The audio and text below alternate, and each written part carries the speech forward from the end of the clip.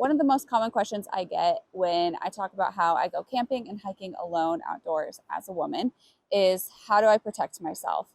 Now, I don't want to talk about what happens in case you do encounter a predator in the wild and get attacked, because I'm not qualified to talk about that. There are a lot of other amazing resources out there. Instead, I'm going to talk about what I do to basically help prevent that from even happening. So to prevent me being in that kind of situation. And I want to say that you can be as prepared as possible and do all of the right things, and something bad can still happen to you. That's just the risk that you take when you go out into the world, honestly, anywhere. So if you are the most prepared person in the world and something still happens, please don't blame yourself. The world just sucks. What you can do to help yourself feel more confident about going out and exploring is just being as prepared as you possibly can. Now, there's a ton that goes into this, right? There is how you can be prepared when it comes to planning your trip, doing all of your proper research.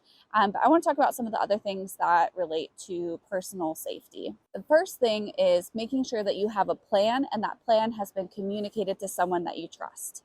So whenever I go out on an adventure, even where I'm standing or sitting right here today, I made sure that I told someone exactly where I was going to be and when I plan to come back.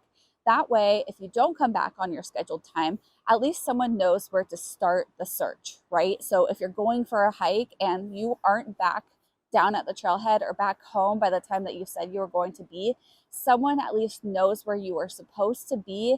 And if they need to start a search and rescue effort, they at least have a starting point. They know the area that you were going to be in. They know when you started your hike and when you were supposed to finish your hike. So hopefully they can help kind of narrow down the area of that search. Now, going off of that, I also make sure that I communicate if for some reason my plans were to change.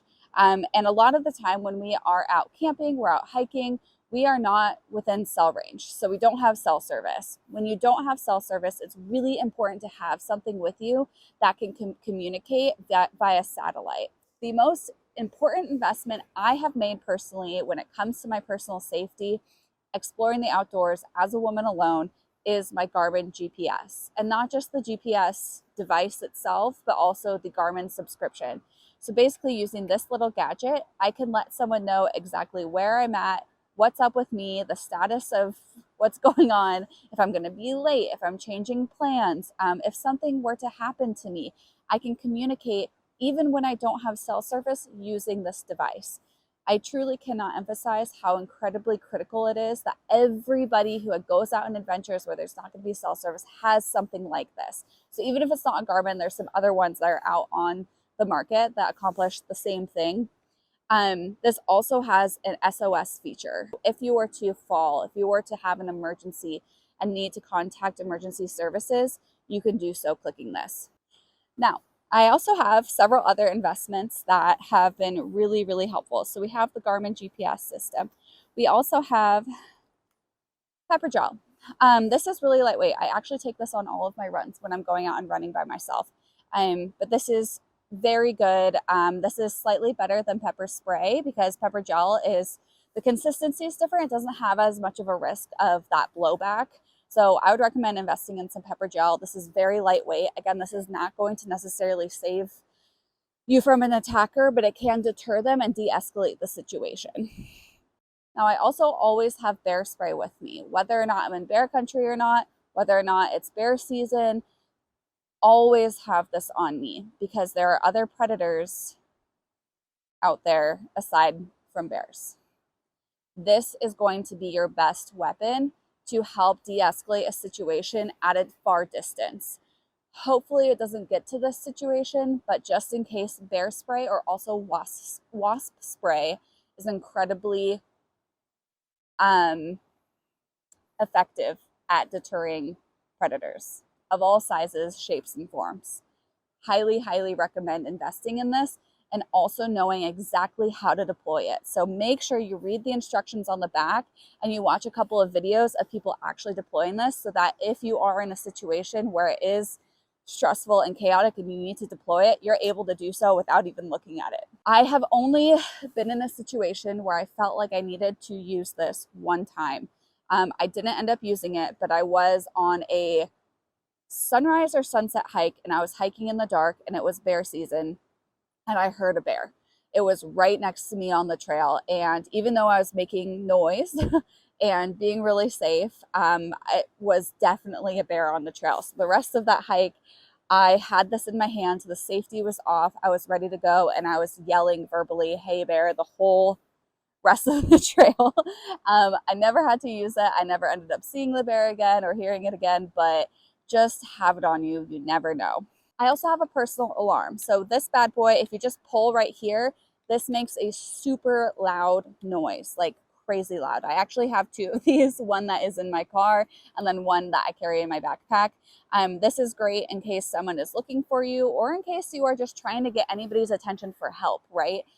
So in case you are in danger somehow and you need to notify people, pull this, sound the alarm, and then to disable it, you just push the thing back in. So yeah, highly recommend having some sort of a personal alarm on you. I also have a knife. Now, I don't think that I will ever need to use a knife in personal self-defense, because if someone were to be that close to me that I could use this on them, it's probably not going to be a situation that's going to go well for me or that I'm going to win, because I am 5'3" and likely to be overpowered by someone. So a knife is actually probably not going to be a great self-defense tool for me.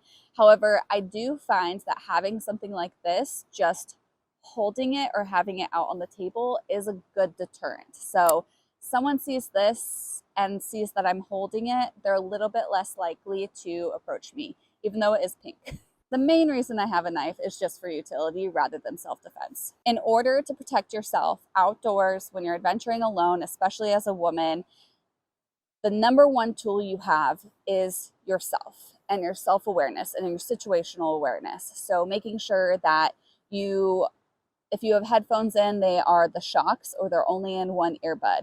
You are using common sense to look around your surroundings and make sure that you are safe.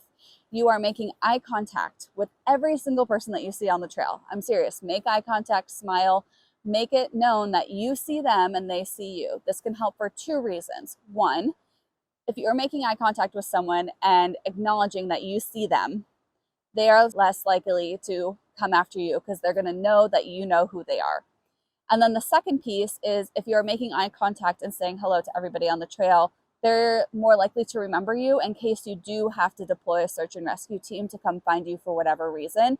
So more people will likely remember you if they are contacted to be on the lookout for you. I would also say trust your gut in every situation. I cannot tell you the amount of times where my gut has screamed no to me and I've gotten out of a situation that I think probably would have turned into something bad. I've pulled up to a trailhead and just gotten a weird vibe from someone, honestly, and turned around and went home. Yes, it sucks to have your adventure ruined like that and to not be able to do what you want to do, but wouldn't you rather trust your gut than to be going on a long hike and constantly be thinking in the back of your head, where is that person on the trail? Are they at my car? Are they on the trail behind me? Like, where are they? Constantly thinking about that, right? Just trust your gut in any situation. You're going to have anxiety no matter what, trust me.